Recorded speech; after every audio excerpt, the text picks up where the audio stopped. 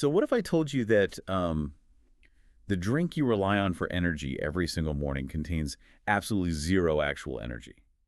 Like, it doesn't fuel you at all. Right, it really doesn't give you that magical burst of power we all kind of assume it does. Exactly. It just, actively tricks your brain into forgetting that it's exhausted. It completely reframes that entire morning ritual, doesn't it? I mean, we treat our morning cup like it's a battery pack we're plugging into our system. Oh, absolutely. But chemically speaking, it's a completely different mechanism at play. And that zero energy paradox is exactly the mission of our deep dive today. We are taking a stack of really fascinating sources that unpack the science, the environmental psychology, and the centuries-old history of why we are all just so undeniably obsessed with coffee. It's a huge topic. It really is. Because if you were anything like me, you were probably relying on, say, a double espresso just to formulate a complex sentence in the morning to feel human again, just to get the brain to boot up. Right. But knowing that I'm operating on a biological illusion makes me realize there is so much more happening in that cup than just, hot bean water. For sure. The sources reveal this really fascinating interplay. When you take that first sip, you aren't just hydrating or waking up. You are initiating a highly precise biological hack. Okay, wow. Yeah, you are actively manipulating your environment, and you are stepping into a social ritual that literally helps spark the Enlightenment. Okay, let's start with that biological hack. Because before we can understand the cafe culture or the history, I need to know what is physically happening inside my skull. Right, the mechanics of it. Yeah, because if coffee isn't giving me energy, how is it making me feel like I can suddenly, conquer my inbox? Well, the answer lies in a specific molecule in your brain called adenosine. To understand the caffeine hack, you really have to understand adenosine first. Okay, adenosine. Right. Every time your cells use energy to do anything, whether that's thinking, moving, or just, keeping your heart beating, they produce adenosine as a metabolic byproduct. So it's essentially like exhaust fumes from an engine. Exactly. Like as the engine of my brain runs all day, this exhaust just steadily builds up in the background. That is a highly accurate way to look at it, actually. From the moment you wake up, adenosine levels are just rising, and your brain has specific receptors designed to monitor those exact levels. Okay, so it's tracking the exhaust. Yes. When adenosine binds to these receptors, it sends an undeniable chemical signal to your nervous system. It basically says, hey, we are getting tired. It is time to slow down. So that's the sleepy feeling. Right. The higher the adenosine concentration, the heavier your eyelids feel, and the more sluggish your cognitive processing becomes. It is your body's non-negotiable mechanism to ensure you eventually sleep. Because sleep clears it out. Exactly. Sleep is the only time your brain can actually clear that adenosine away and reset the system. Okay, so where does the espresso come in? If the adenosine is already floating around telling my brain I'm exhausted, how does a shot of coffee override that system? Well, this is where the biological trickery happens. Caffeine is an imposter molecule. An imposter molecule? Yeah. At a molecular level, the structure of caffeine is incredibly similar to the structure of adenosine. Oh, interesting. It's so similar, in fact, that your brain's receptors literally can't distinguish between the two. So when you drink that espresso, the caffeine floods your bloodstream, crosses the blood-brain barrier, and physically wedges itself into those exact same adenosine receptors. Wait, so if I'm picturing this right, it's not like putting premium gas in the tank to make the car run faster. Not at all. It's like shoving a block of wood under the car's brake pedal. Right. Like the car isn't suddenly getting a more powerful engine. Right. It just literally can't stop. Wow. The mechanism to feel tired is completely blocked off. That analogy perfectly captures the mechanism. The caffeine acts as that block of wood. It doesn't activate the receptor to make you sleepy. It just sits there, stubbornly taking up space. It runs interference. But wait, the adenosine is still being produced, right? Like, yeah. I'm still using energy, so my brain is still generating those exhaust fumes. And that is the catch. The adenosine doesn't just go away because the receptors are blocked. Oh, no. Yeah, it continues to accumulate, building up like water behind a dam. You are still getting more and more exhausted at a cellular level. Your brain is just temporarily blind to it. Exactly, which explains a very common phenomenon. The dreaded afternoon crash. You guessed it.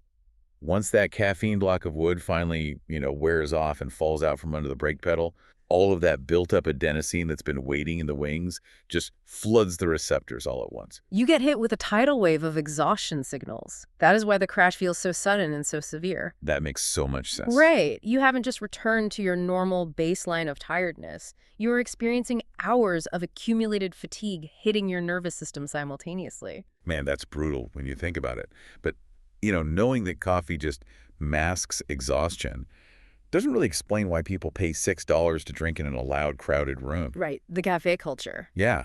Because if the goal was just the biological hack, if it was purely about wedging that imposter molecule into our receptors, we would all just, swallow caffeine pills in the dark at our kitchen tables. It would definitely be cheaper. It would be infinitely cheaper and way more efficient.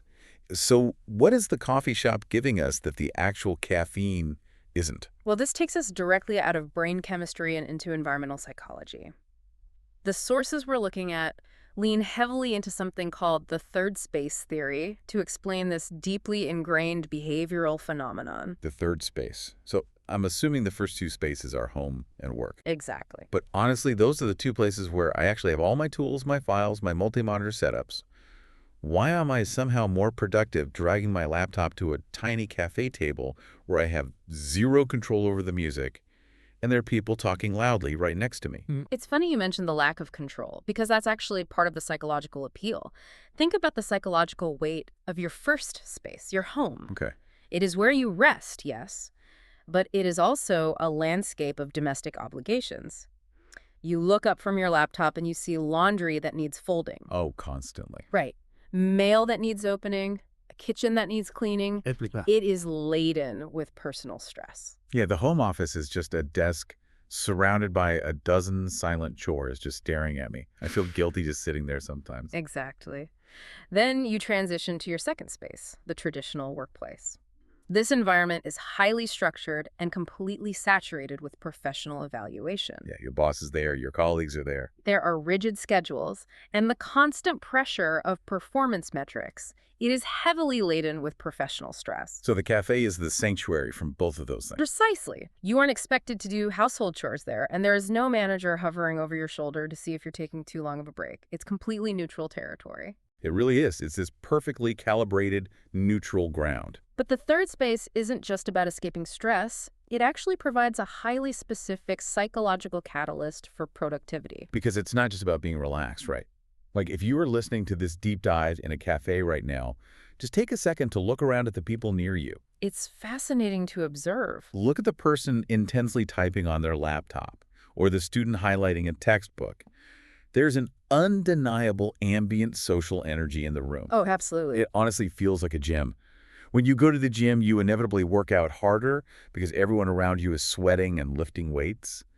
The coffee shop feels like a gym for focused work. That's a great analogy. So am I actually working faster because of the caffeine, or am I just subconsciously mirroring the productivity of all the strangers around me? Well, according to the psychology sources, you are experiencing a well-documented phenomenon known as passive social facilitation. Passive social facilitation? Yes. The collective momentum of the room is literally contagious.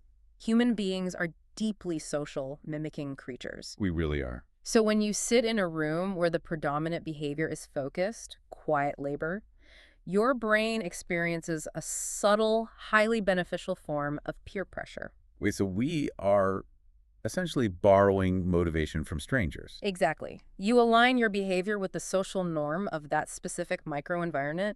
You sit down, open your laptop, and suddenly scrolling through social media feels inappropriate. Because the three people in your immediate vicinity are furiously typing out emails or writing code. Right. We are mutually agreeing to sit in this room, drink our biological imposter molecules, and project an aura of productivity at each other. That's exactly what's happening. But here's what I find really surprising in the sources. The digital nomad, the remote worker with the glowing screen and the overpriced latte. It feels like the defining image of the 21st century. It definitely does. But this specific urge to gather in a caffeinated room to share social energy, the sources say it's not a modern laptop-era invention at all. No, not even close. The technology has evolved, obviously, but the underlying behavioral impulse is centuries old. The sources actually trace this exact social dynamic back to the late 1600s and early 1700s in Europe. Really? Yes, particularly in London, with the explosion of what were called penny universities. A penny university. So I'm guessing a penny was the price of admission. Exactly. A single penny bought you a cup of coffee and, more importantly, a seat at the table. Okay, wow. To understand how revolutionary this was, you really have to look at what people were drinking before coffee became widely available. Water was often unsanitary and quite dangerous to drink. Right, because of diseases. Exactly. So the standard daily beverage, even for breakfast, was a weak form of beer or ale. Wait, so entire populations were basically walking around slightly intoxicated all day long, Yeah. like from the moment they woke up. Yes. The entire workforce was operating under the haze of a depressant. That is wild to think about. It really is. Then coffee arrives. Suddenly you have a society switching from a depressant to a potent stimulant. The fog lifts. And these coffee houses became the epicenter of this newfound wired cognitive energy.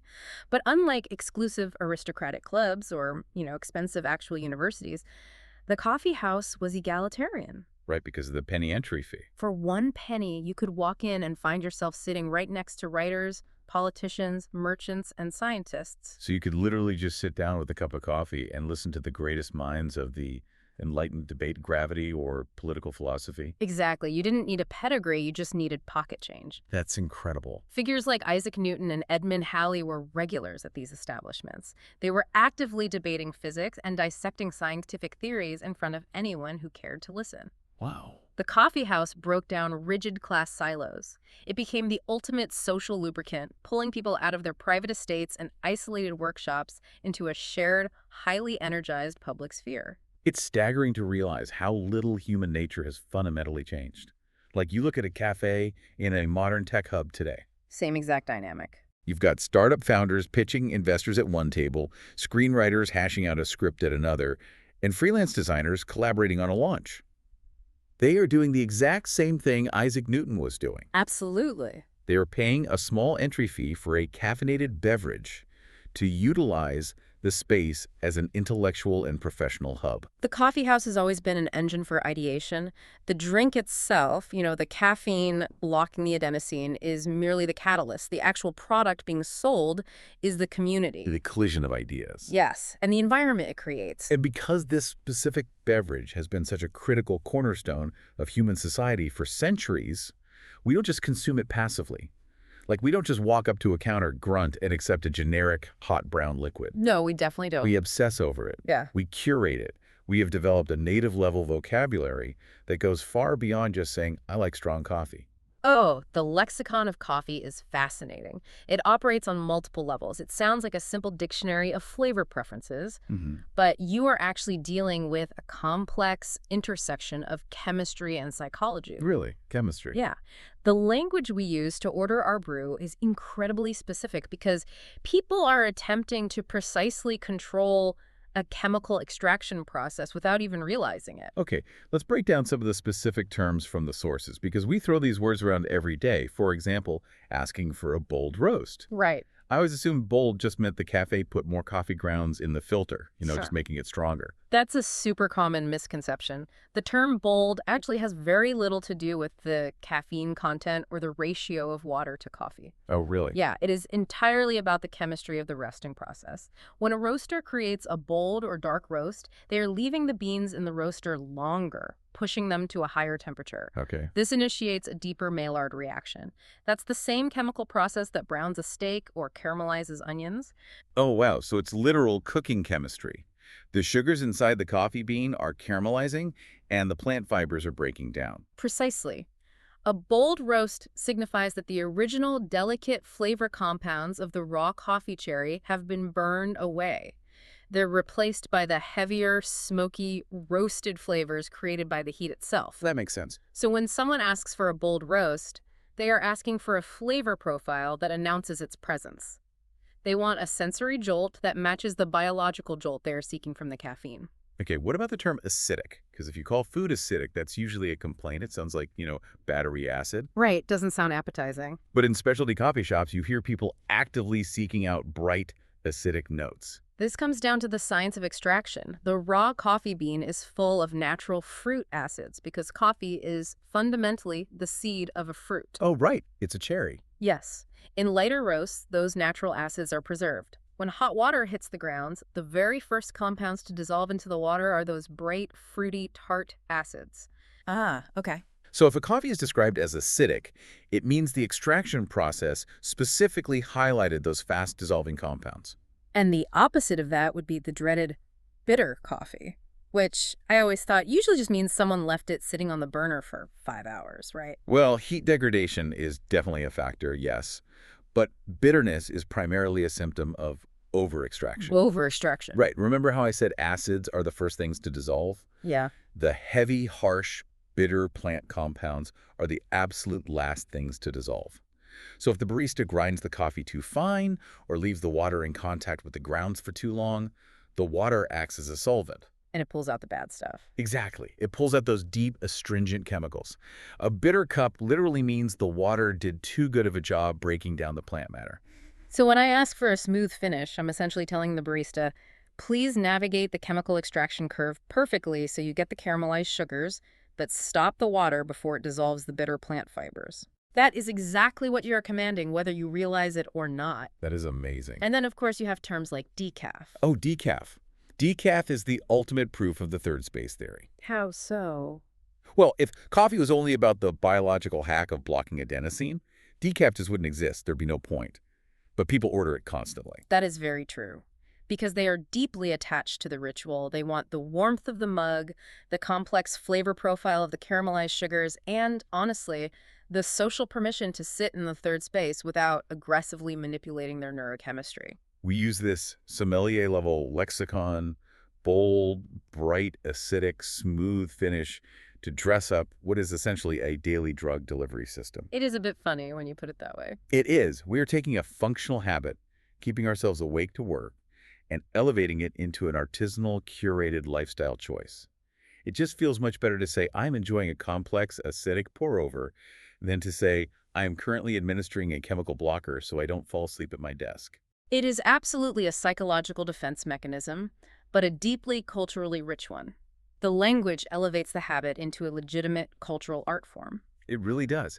So if we step back and synthesize this entire journey we've just been on, that generic paper cup of coffee sitting on your desk right now is carrying an astonishing amount of weight. It is operating on multiple fronts simultaneously. At the microscopic level, it is a biological imposter wedge firmly under your brain's brake pedal, holding back a tidal wave of adenosine exhaustion. And geographically, it is the passport that grants us entry into the third space. It provides that perfectly balanced sanctuary between the chores haunting us at home and the managers evaluating us at work. Historically, it makes every person sitting in a cafe the direct descendant of the Enlightenment.